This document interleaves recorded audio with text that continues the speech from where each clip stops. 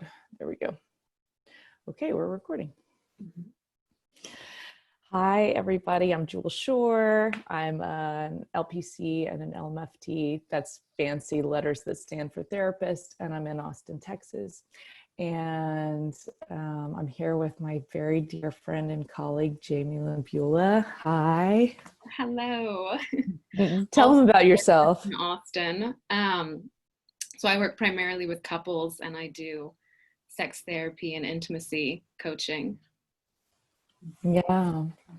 So we noticed that some colleagues were asking us for some resources around talking to our kids about what's going on, what we're seeing with our kids, as any kind of stressful situation happens. Right. Certainly we're all under stress right now. And we were thinking about, well, how does this apply with kiddos, with our partners, if we're on our own? And so we just wanted to have a conversation and put it out in the world as an offering to maybe help people during this time. Yeah, because it is stressful right now for so many different reasons. There's fear around COVID-19. Mm-hmm. People are experiencing fear around their jobs and what happens next. And then there's a layer on top of all of that of just like, it's stressful to be stuck inside and not to be able to go about your normal life. Mm-hmm. And so how are people responding to that, and what could they possibly do? Mm-hmm. It's stressful just to sit and not knowing. Yeah. Because there is so much, even the little bits of not knowing. Like, when are things going to shift to something that feels more familiar to me? Is it going to be next week? Is it going to be 3 weeks from now? Is it going to be 6 months from now? We don't know. Back. Mm-hmm. And I'm just thinking about how the brain responds when we're in doubt. Yeah. And how many systems get kicked up to start to scan to look for what's familiar. It puts you into an automatic stress state, because one thing our weird brains can do is know that life is uncertain and long for certainty and stability simultaneously. Mm-hmm. So there's no way for your brain not to be in a stress state, even if your job is okay. And even if you're a little bit more introverted and actually secretly you're kind of excited about being able to stay at home, right? Oh, yes. Yes. Yeah, totally. So even for those who are like, actually, this is okay with me, we're still in a stress state. Absolutely. Whether or not we're aware of it, because the world around us is in a stress state, and we pick that up from other people, and we are in a space of not knowing. And so there's no way your brain's not going to be in a stress state. And our kiddos are in that space, and our animals are in that space, and our partners are, and our friends, and us. Yeah, exactly. Yeah. Exactly. Yeah. And whenever we were talking about this last, I remember you had given an example of your daughter and how you noticed like even her play has changed a little bit. Her play has changed so much. Can I tell the story? Yeah, please. Is this a good moment?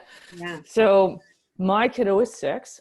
And one thing that she started doing, I've never seen her do this before. Maybe when she was around 3, she did it a little bit as she was kind of transitioning into that later toddlerhood period. But what she wants is for me to hold her and rock her and feed her a bottle of milk, like from a baby bottle, an old baby bottle we still have in our cabinet, every single morning. Mm-hmm. She's like, mommy, this morning, let's do the bottle game. Yeah. And I fill it with milk. My kid doesn't even drink milk. She won't drink milk in a regular. I love it. She's getting more protein. But so I'm sitting there and I'm rocking her and I'm feeding her a bottle as if she were a baby, and she plays and makes a lot of eye contact, and I touch her face like I would if I were feeding her when she was an infant, and she's soothed by it and loves it. And on my end as a parent, the reason I'm not getting really stressed out about it is that it feels really normal to me. Yeah. She would revert a little bit, or have like a little bit of what would normally be called regressive play. Mm-hmm. It would be normal for her to need soothing in a way that feels familiar and old and puts her back in a space where she knows she's taken care of. Right. Rather than this independent reach she's doing right now. I can ride my bike down the street on my own, mommy. You don't need to come, right? She's moving away from some of that play and back into some more baby play. Right. Yeah. That makes so much sense to me. When you first told me that story, I was thinking about touch and how as we get older and progress into adulthood, touch changes. Whereas there's more of like a give and take rather than just receiving touch like we do whenever we're children, because there's no reason to give any touch whenever you're a child. You just get hugs and get holding and get back rubs. And what that does for our nervous system whenever we're given to in that way, whenever we're just receiving, everything just calms down and settles. And so the idea of you holding her and just nurturing her in that way, I was like, oh, it's moving back into only receiving, which makes so much sense to me during this time.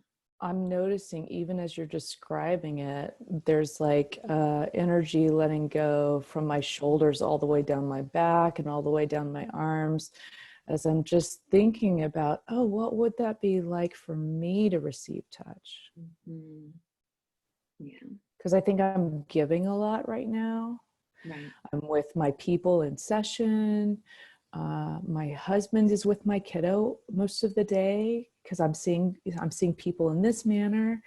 And then he has a lot of longing for adult time. And, oh, let me tell you about this thing I read on the internet today.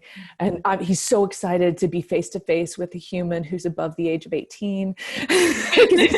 With my child, we have an only child. So he's been with the kid in the house, just the two of them all day long. They're so excited to see each other's faces every morning. Yeah. So I'm just thinking about like, oh yeah, I'm probably not spending enough time receiving, whether it's from me or from Adam, my husband, or from my dog. We have a dog. Right. Yeah. Absolutely. And I feel like there is a lot of giving energy. Yeah. And for me, as you're talking about it, like receiving's so important. I think it's so important. And often we are taught you have to give in order to receive back. And that's not always the case. We're giving so much. And there are times whenever you can just ask like, hey, I'm needing this. Can you hold me for a little while? Can you rub my back? Would you just play with my hair? And it could be with a partner who's in the house, or honestly, you can do it for yourself. I live by myself, and my partner and I, we've been visiting during this time, but most of the time throughout the whole week, I'm just by myself in the apartment. And so how can I ask for what I'm needing touch-wise whenever my partner's there, and then also give it to myself whenever my partner's not home? Yeah. How do you do it? Well, for me, are you in a different mindset, or? Definitely a different mindset. So for me, it's about like, okay, now's the time for me to just connect and feel. And it really is all about sensation. And usually I start at the top of my body, like playing with hair, because that always feels really nice. And I actually play with my hair all the time, but just kind of like self-soothing by rubbing my scalp and just kind of like moving everything around. Oh, and you know what I can feel here is that the energy where you're concentrating your focus is more on how it feels on this side than how it feels in the hand that's doing it. Yes. Am I getting it right? Yeah. It's about like, what does it feel like to my scalp? And you can, of course, like change where the focus is. But for me, it feels better on the scalp. And I start up here partly because my head is so busy right now. Like that part of my body actually needs a lot of soothing because I've been thinking so much and I'm finding myself feeling anxious. So I usually start up here and then move further down the body, just like kind of rubbing and massaging and being kind to myself. I often rub my shoulders, try and find any spots that might ache. Yeah. And good, just like everyday practice. If you're someone who puts on lotion or oils in the morning, like that can be your time to touch yourself. You just take a moment and really feel yourself doing that and notice your skin and like take the time to be with it. Yeah. And the skin is so important because a lot of our soothing actually does come through touch. When we think about embryonically, like, so if I think about how the embryo forms, what happens is the central nervous system forms, and then there's a fold out, and what was part of the central nervous system actually becomes the nerves in the skin. Right. So the skin is so connected to the core of how we're receiving the world. Mm-hmm. So I'm just thinking about, oh yeah, that would be really helpful for people. Right. Yeah. Right. Yeah. And when our kids are doing this regressive play, like, it's okay, we can go with it. We don't have to worry about it. That's what I'm I thinking love about story. yeah, I'm thinking about kids are probably going into some anger too. Mm-hmm. I'm hearing from parents about how their kiddos or their partners, I'm a couples counselor as well. I'm hearing from partners where we may have done a lot of work where it felt like some more protective parts of us. Right. We had really gotten that under control. They weren't leading anymore. And now all of a sudden, everybody's protective systems are running the show again. Oh, yes. I'm wondering when you're with your people, whether it's a parent or a partner, you're maybe working with an individual or with a couple, and they're kind of venting about, oh, this is so frustrating. What do I do? My kid is yelling at me first thing in the morning every day, or my partner keeps going silent and he hasn't done that. I thought we were through this. I thought we worked this out. Yeah. How are you helping people through that? Yeah. Yeah. So I'm definitely seeing that and experiencing it. Like I've been having way more big feelings than is normal for me. And I know it's related to what's happening in the world right now. Mm-hmm. But whenever people are talking about, like, I don't understand, but my child has been having way more acting out recently, or my partner and I are fighting a lot more than we normally do. Some of it's just normalizing. Like, yeah, that is happening to so many people right now. And it has a lot to do with the fact that we're all on edge. And on top of that, we're all stuck inside together. And there isn't a break. There isn't as much space to go away, compose yourself, take that pause, and then come back. Yeah. Yeah. I think I'm working with people on gratitude towards their own system. So I might notice, let's say my kid is in more of an acting out space. She does the baby play stuff, but she also is flipping her lid a bit more than normal. And let's say she's in an acting out space, and what's going to happen first is my system's going to react to that, saying, why is she doing that? Stop this. Right? It's going to have a little bit of agenda energy. I want her to get her to do something different. Or I might have a little judgment energy, like, she's being ridiculous. She's 6 already. Why is she doing this? Right? The very first thing I notice that helps is me noticing that I'm in more of that protective part of my system that sees things a little more black and white and is really concerned about my safety. And the very first thing I find that helps, I don't know about you, but is to have a little bit of compassion and a little bit of gratitude for that system. So I might notice, oh, I called my kid ridiculous in my head, or I said it out loud, or I sighed, or I rolled my eyes. I might say, totally get it. It's hard that this is happening. Right. And you're not alone. And there are a lot of parents who are dealing with stuff like this. And thank you for trying to keep my kiddo safe and trying to keep me safe. And then it calms down a little bit. And if I practice it a lot, it can get really fast, where that process gets shrunken down to, thank you, I love you. Shh. Right. Right. That's when I do that, that's what that whole thing means. Right. Yeah. And then to go in with I can go in with a little bit more curiosity and have a little bit of gratitude for her system too. Yeah. Like, I wonder what needs are getting met when she's doing this, or I wonder what energies need to be released when she's doing this.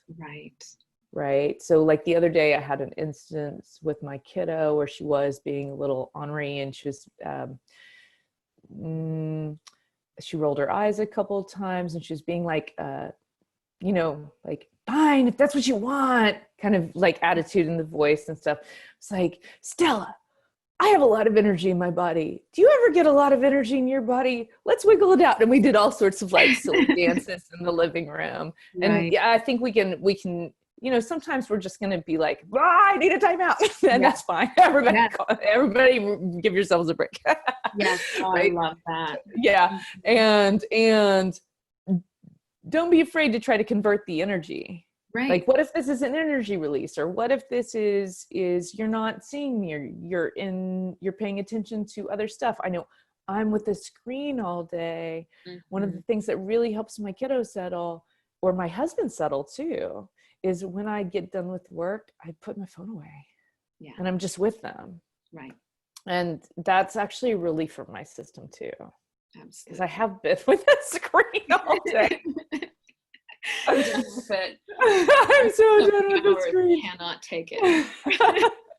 Yeah. That's actually been another thing. And I know most people are on their computers more than they usually would be.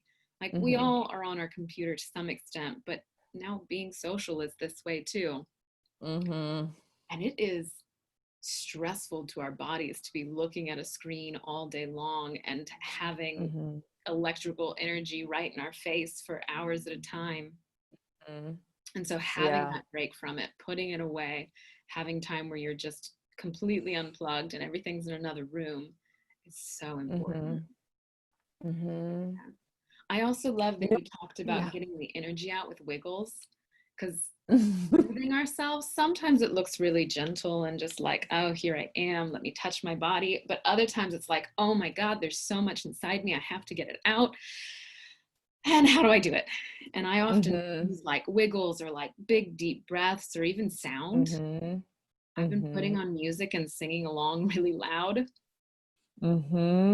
Absolutely. Yeah. I love that.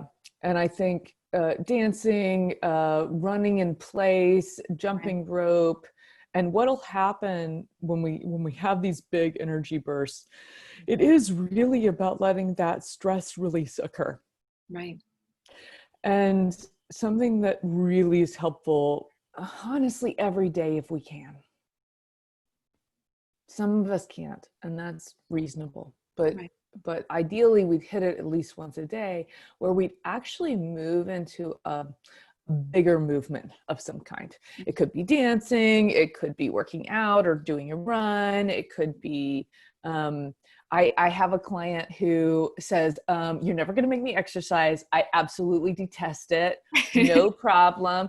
We have this whole thing where she actually just clenches one muscle system at a time until it feels like it's ready to let go. So like, she might say, I'm going to clench my hands right now. And then she listens to her hands. When are they finished with letting this energy happen? And then they let go. And then arms, there it is, and really listen to them. When are they ready to let go? And what happens, right, is that we get to this stress space where it's built and your sympathetic nervous system now has a lower window of tolerance for calming down. Like it's that it's revving and revving and revving, and it's just going to keep adding to that energy until we hit some breaking point where we fall over that waterfall and back into the rest state. And that can really help reset that HPA axis, is what it's called, but hypothalamic, pituitary, adrenal. And that's a whole system that lets go of cortisol and adrenaline in your body. And in order to let that go, we actually have to expend a little bit of big energy, like the dancing you're talking about. Exactly. Yeah. And you're right. It's so important to get even moments of that. Like, it's not possible for everyone to do it every day, like you're saying, but there are times whenever I can feel like, okay, I've got 5 minutes between this client and the last one. I am just stand up and jump in place for a second. I need both a boost, because it'll help me like feel more energized and come back up a bit. But it's a way to just let all the yucky energy out, everything that's kind of stuck and got me feeling tight inside. Like I can feel it right now, the tension that builds up. as I sit in front of the computer all day long. Mm-hmm. Yeah. Do you let that tension guide you into how it needs to be released, or do you have set ways of doing it, or? It's a combination. Like I've got enough practices that I have things that I always return to, Mm-hmm. but so often, like the feeling's different every single moment. So in this moment, what is it needing? Is it needing to be soothed and brought down? Am I needing a release of some sort? Mm-hmm. And it's really just like paying attention to it. The moment, whenever I said there was tension, it was right here in my chest, like up high in my throat. And that one I probably would have jumped around for, because it was release, it was stuck. Mm-hmm. Yeah. I love this idea that we can, no matter what else is going on, that we can create spaces, even little teeny moments. This is a 1 or 2 second or 3 second thing where we're pausing and just listening to what our systems are telling us about our stress level or what we need in this moment or what we're missing. Yeah. I'm noticing too, throughout this conversation, we keep coming back to putting your own oxygen mask on first and then going back to engagement with our people, whoever they are. Yes. Yeah. Yeah. Absolutely. Even in a moment when I might ask my partner for a back rub, right? Even in a moment where I might really feel the longing for that. If I let myself come into contact with me a little bit first, right? It probably comes out more like, sweetie, it's been a rough one. Anyway, you'd feel up to rubbing my back right now? Yeah. And also, if I get a no in that moment, I'm going to be a lot more able to be okay. I'm going to be okay. I'm going to be okay. I've already checked in. Yeah. I've probably, I go to solutions so fast. I probably would be like, that's fine. I will now roll myself on the floor.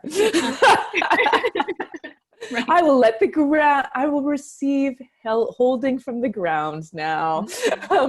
Yeah. And I'm just thinking, if I didn't take that moment, it could be, yes, I get reactive if I get a no. I start making up stories in my head about what that means about our relationship or how much for me. Yeah, exactly. And I might even come in hot if I don't take that moment. I might come in, I really need a back rub, in like a urgency sort of feeling, or even an aggressive sort of tone. You have to do this. It's in a more demand sort of way. Yeah. I'm thinking about how that works with kids too.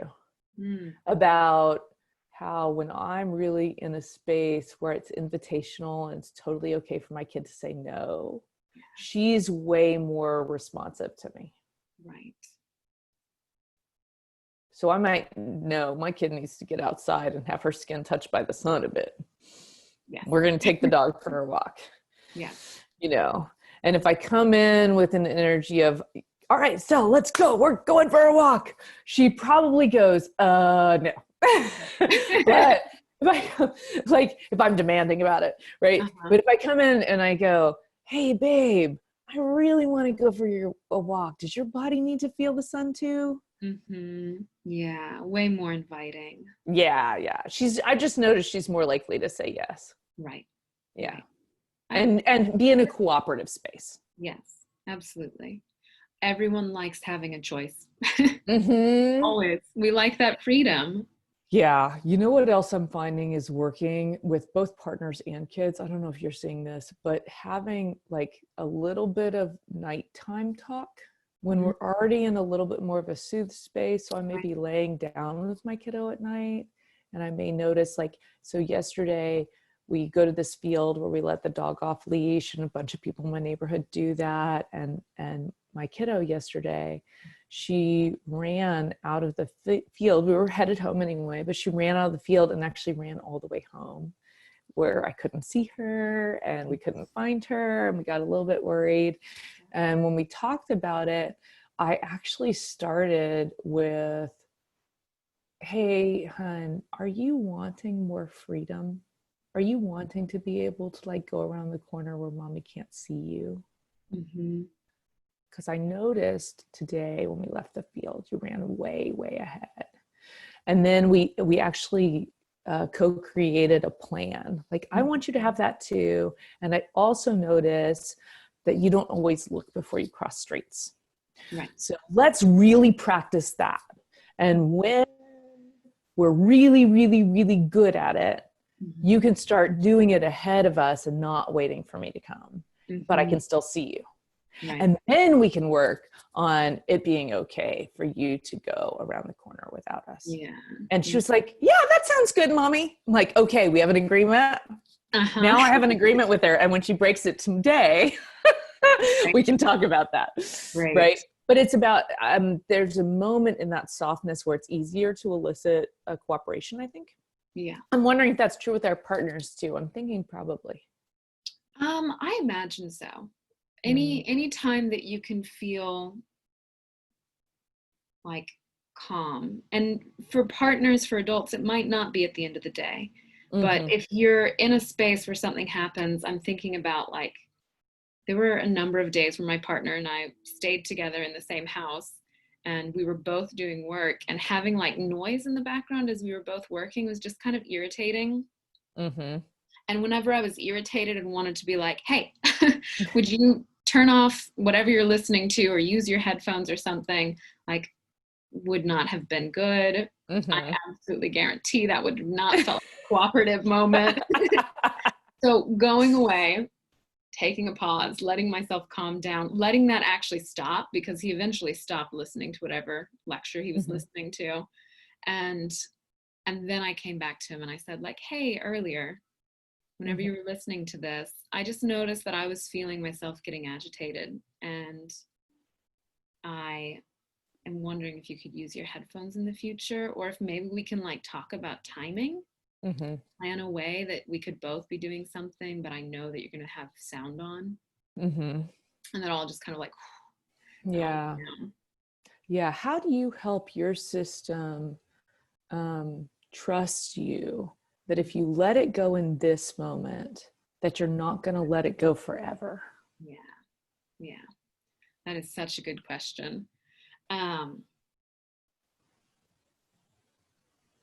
think there's a little bit of trust in the fact that if I come back to it whenever I'm calmer, it will go better in the end for both of us. I'm going to feel better at the end of it. My partner's going to feel better at the end of it. So there's a little bit of like reassurance.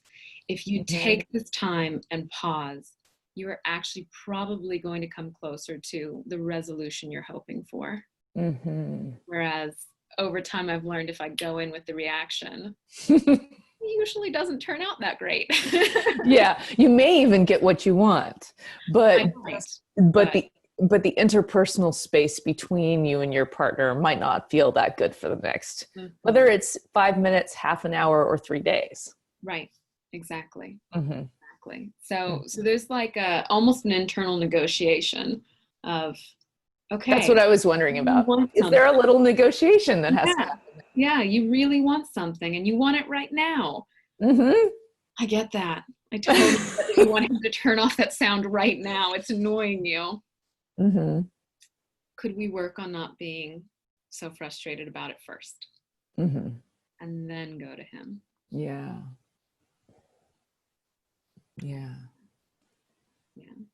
Yeah. And what if you're single? What if you're living by yourself? What if you don't have a partner? Right. How are you meeting some needs in this moment? Do you have clients who are in that space? You live alone? Right. I definitely have clients who are in that space. And first, I want to just notice that this phenomenon is absolutely happening. People are talking about it, but like the quarantine pets, more and more people are getting pets right now. I did too. My family got a dog. Yeah. What kind of pet did you get? There we go. Yeah. I've never had a pet before, but I'm like, okay, this little girl needs a home, so here we are. And so I think for some people, if you're home alone, like if you have a pet, that's one space to go to. We actually can get a lot of nourishment from being with a little animal. Even looking in their eyes, like, gives us an oxytocin boost. And so that's one way. But if that's not an option either, then I think having some sort of routine is a way to help your nervous system. We're living in uncertainty.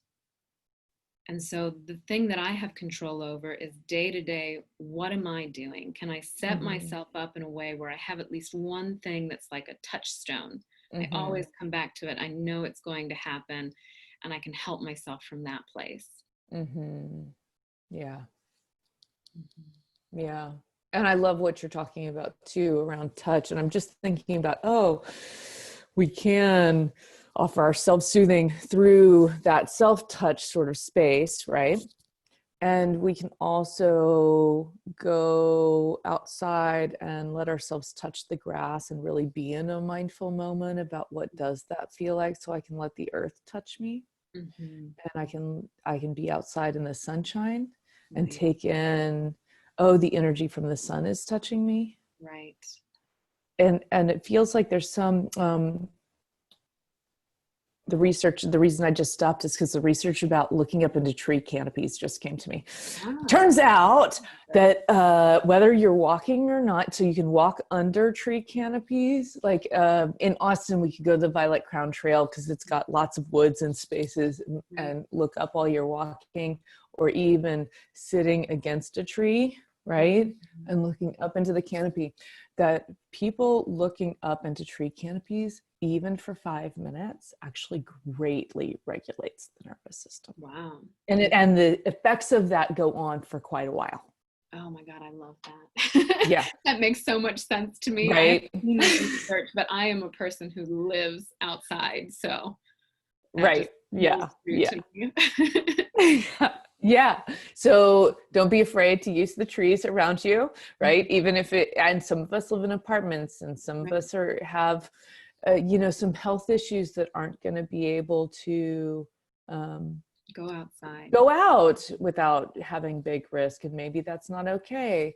But we can even get pictures of tree canopies and put them on our TVs or big screens, and then move back away from the screen so the blue light isn't activating you quite as much, and spend a few moments that way.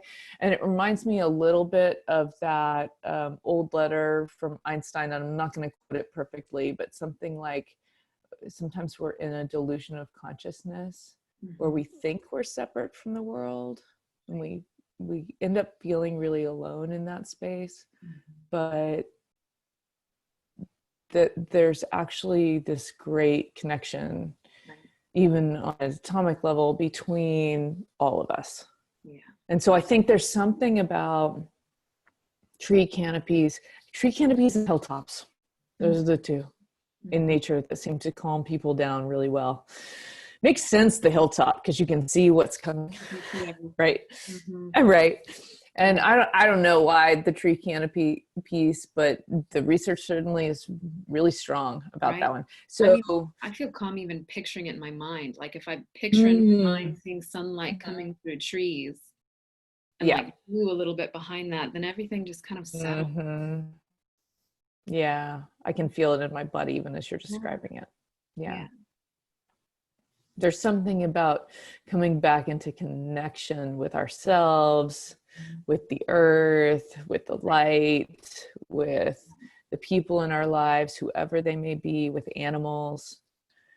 That's really help our system settle here. Right. Absolutely. This space. Yeah.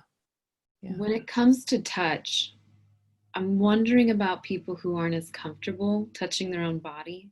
Like for me, it's really, really natural to just kind of play with my hair or rub my skin, but that's not true for everyone. So I'm wondering, what are some ways a person could self-soothe if they're maybe not as comfortable just going into self-touch? Right.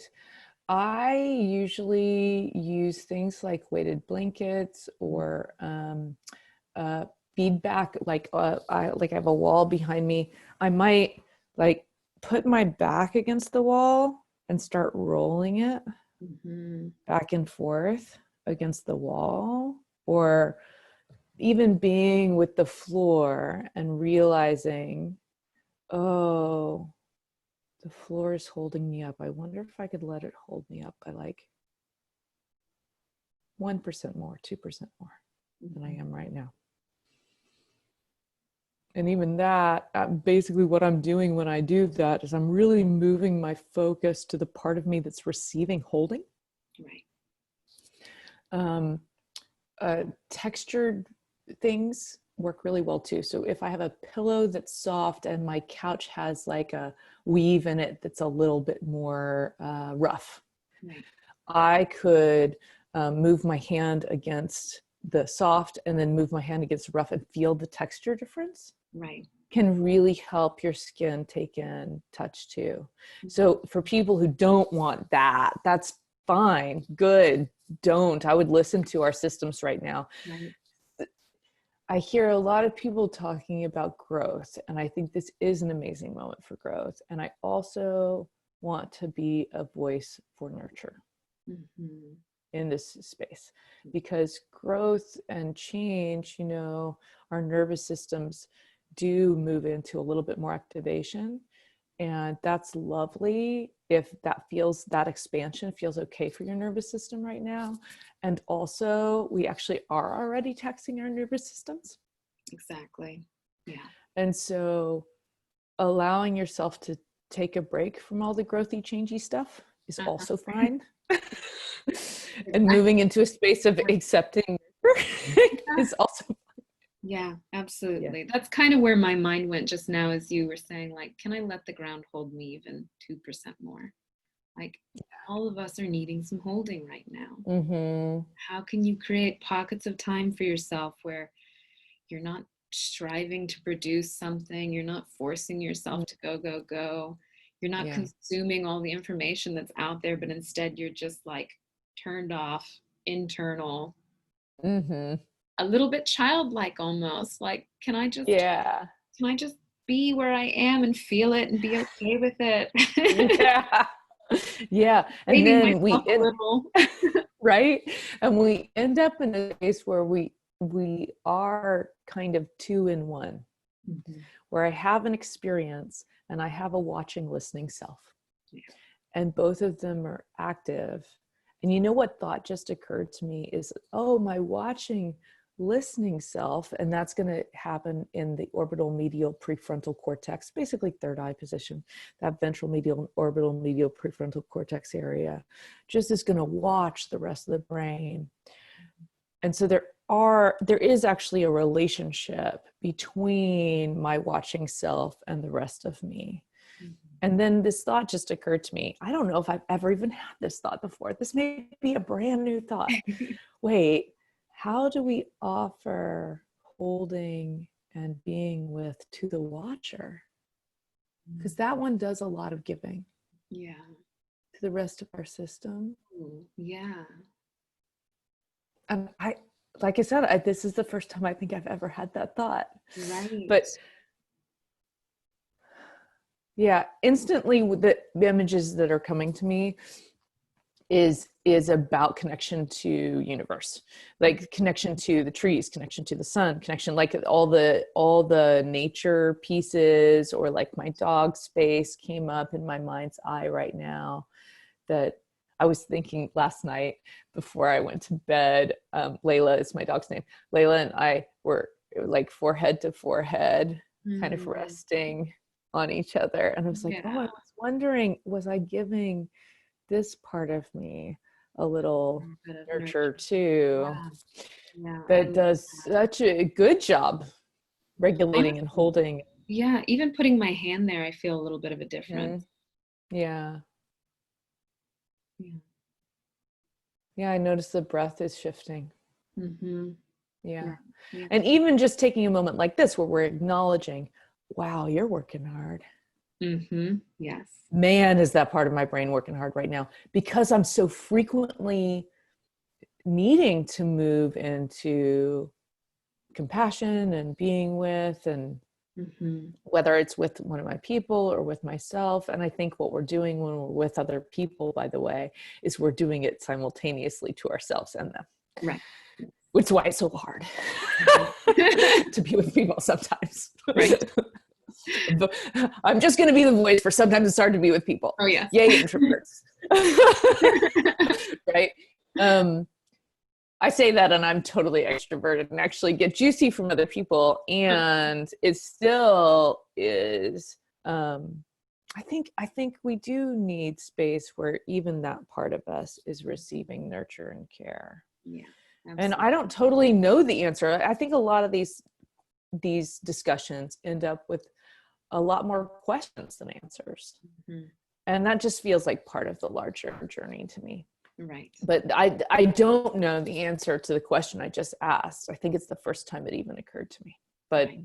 I think it's an interesting question. It is an interesting question. I'm wondering, I have lots of ideas sparkling in my head about maybe what this would work, maybe that would work.